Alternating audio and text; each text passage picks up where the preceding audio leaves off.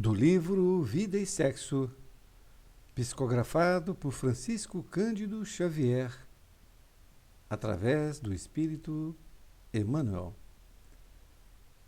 Capítulo 3, de 26. Namoro.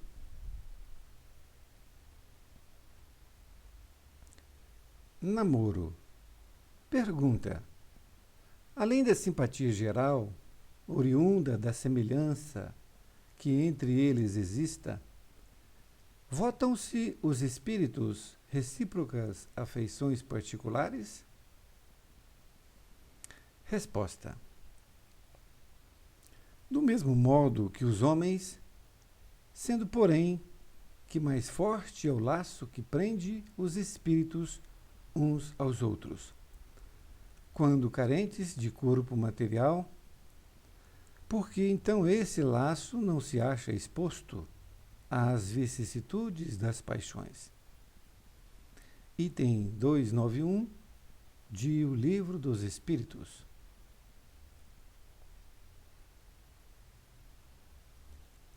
A integração de duas criaturas para a comunhão sexual começa habitualmente pelo período de namoro, que se traduz por suave encantamento. Dois seres descobrem um no outro, de maneira imprevista, motivos e apelos para a entrega recíproca, e daí se desenvolve o processo de atração. O assunto consubstanciaria o que seria lícito nomear como sendo um doce mistério, se não faceássemos nele as realidades da reencarnação e da afinidade.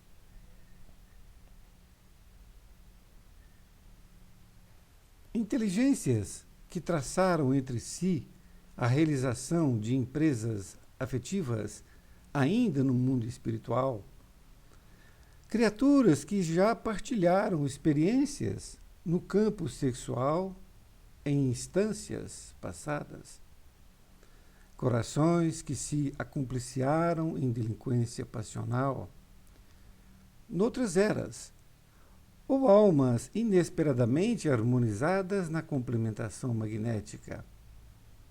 Diariamente compartilham as emoções de semelhantes encontros em todos os lugares da Terra.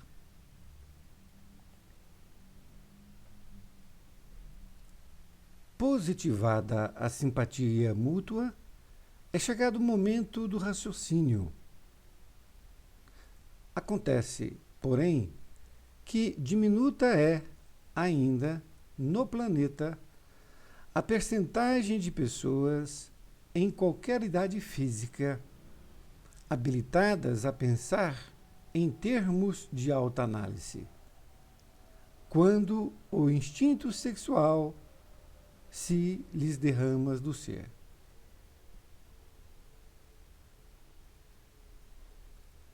Estudiosos do mundo, perquirindo a questão apenas no lado físico, dirão talvez tão somente que o libido entrou em atividade com o seu poderoso domínio e, obviamente, ninguém discordará, em tese, da afirmativa, atentos que devemos estar à importância do impulso criativo do sexo no mundo psíquico para a garantia e perpetuação da vida no planeta. É imperioso anotar, entretanto, em muitos lances da caminhada evolutiva do espírito, a influência exercida pelas inteligências desencarnadas no jogo afetivo.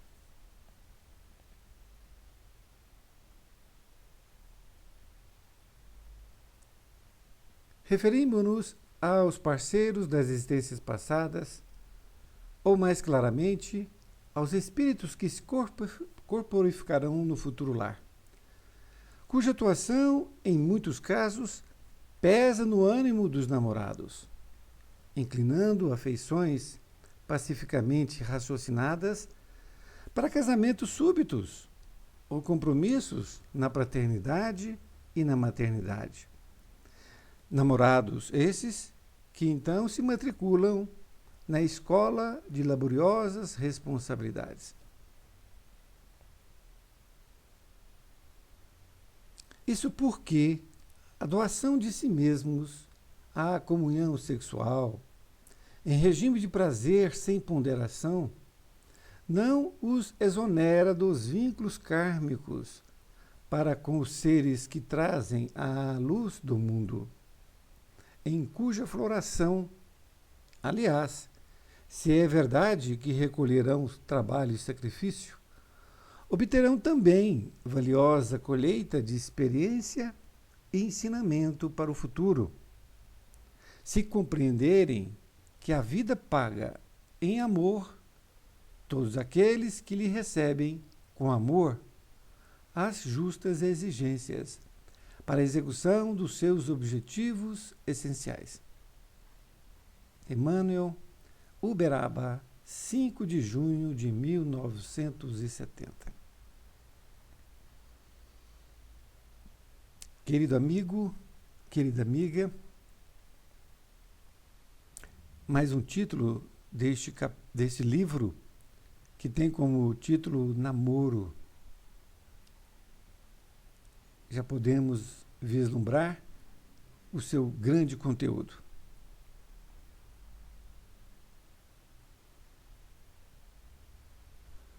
Então, Emmanuel se vale na pergunta 291 do Livro dos Espíritos, onde Kardec pergunta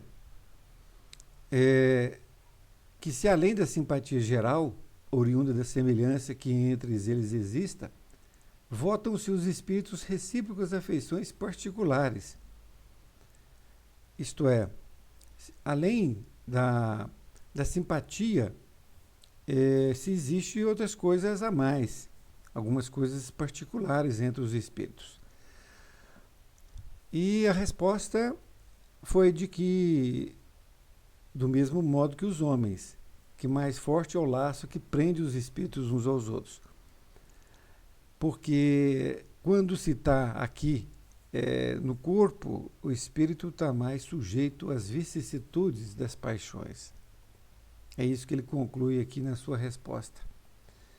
Quando ele não está no corpo físico, ele está mais liberto para raciocinar sobre a sua condição sexual.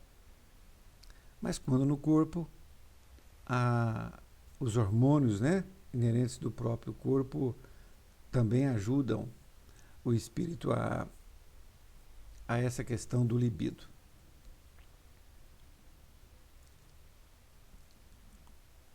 Então, inicia aqui dizendo que a integração entre as duas criaturas se começa no namoro, não é?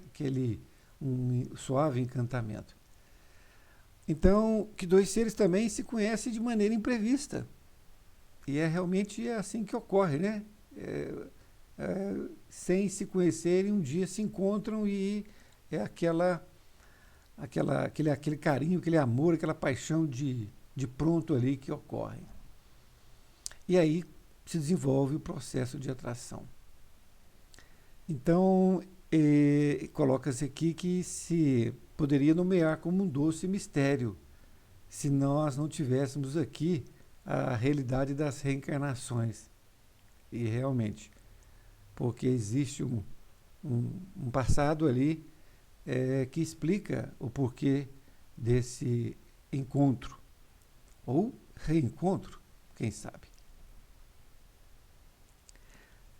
E ele explica aqui de uma forma simples que esse encontro casual, entre aspas, que ocorreu, foram inteligências que traçaram no passado, no mundo espiritual, a realização disso. E isso vem ocorrer, então, naquele momento. Criaturas que já partilharam experiências no campo sexual em instâncias passadas. Então, quando você encontra a pessoa, você já teve aquele contato sexual com ela, não é? Aquele encontro, aquela experiência. E coloca uma parte aqui que parece um pouco dura, mas não é, é o fato. Corações que se acompliciaram em delinquência passional. Olha, então houve, em função do sexo, em função desse encontro, delinquência passional também, em outras eras, não é? Ou então almas inesperadamente harmonizadas na complementação magnética. Ele diz que diariamente compartilham as emoções de semelhantes encontros. Então, esse encontro ele não se dá pura e simplesmente. Ele ocorre porque existem espíritos ali desencarnados que ajudam no encontro dessas criaturas. É isso que ele quis dizer. Que nós não estamos sozinhos. E, portanto, essa influência espiritual, ela ocorre com certeza.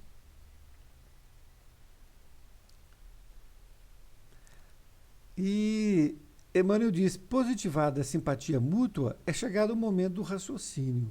Isso é muito difícil. Mas é possível, deveria ser assim, não é? Porque quando então ocorre essa simpatia, seria chegado o momento de se analisar este encontro, esse encontro de almas, né? Deveria ser pensado, discutido, etc. Mas ele coloca realmente o que ocorre. Ele diz que diminuta é ainda a percentagem de pessoas em qualquer idade física que estão habilitadas a pensar em termos de autoanálise quando o instinto sexual se lhe derrama no ser. E é fato. Quando o libido em alto grau, a coisa quer somente ocorrer na questão do sexo sem pensar nas consequências, como, por exemplo, utilizar camisinha ou coisas parecidas, né?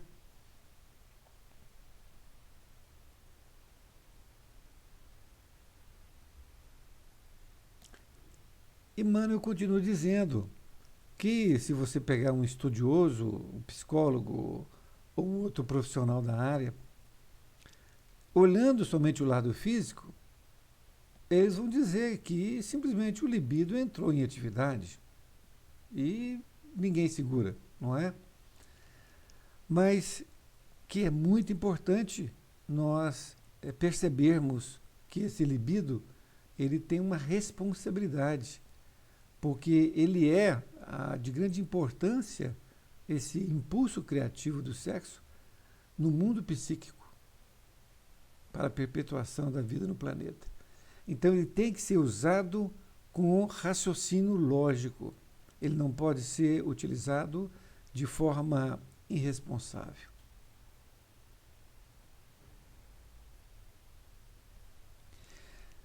E ele diz aqui que é imperioso anotar, entretanto, que muitos lances da caminhada evolutiva existe a influência de inteligências desencarnadas. Foi o que nós dissemos há pouco, e ele volta a dizer aqui. E essas inteligências desencarnadas que voltam no jogo, que estão ali ajudando ou prejudicando, quem sabe, não é? Vai depender da intenção de cada um. Essas inteligências desencarnadas que estão influenciando ali o casal, elas são parceiros de existências passadas. Ora, podem ser. Também podem ser espíritos que se corporificarão no futuro lar. Isto é, aqueles que estão programados para serem filhos. Porque quando a criatura no plano espiritual fez compromisso com o outro, ora, nós vamos nos encontrar e vamos ter aqui o espírito tal com nossos filhos. Então, esses espíritos, como estão no plano espiritual, eles podem estarem ali ajudando na influência ali do casal, para que haja o mais rápido possível ali a sua encarnação.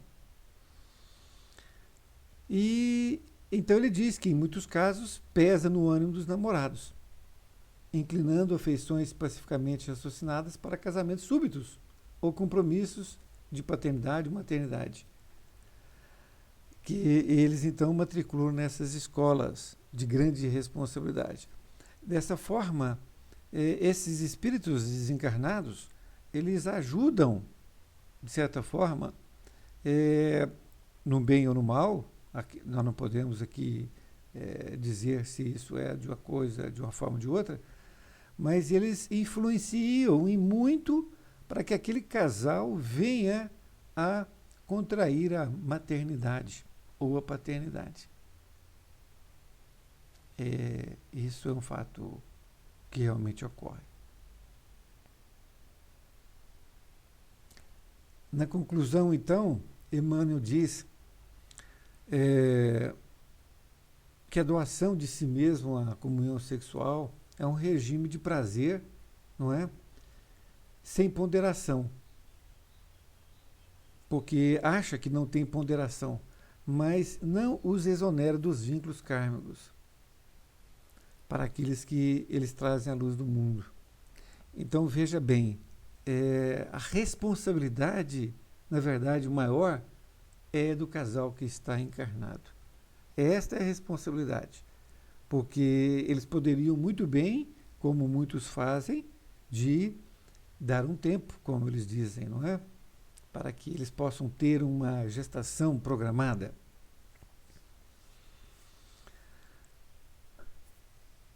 E, mais uma vez, havendo aí o nascimento da criança, não é? Essa gestação,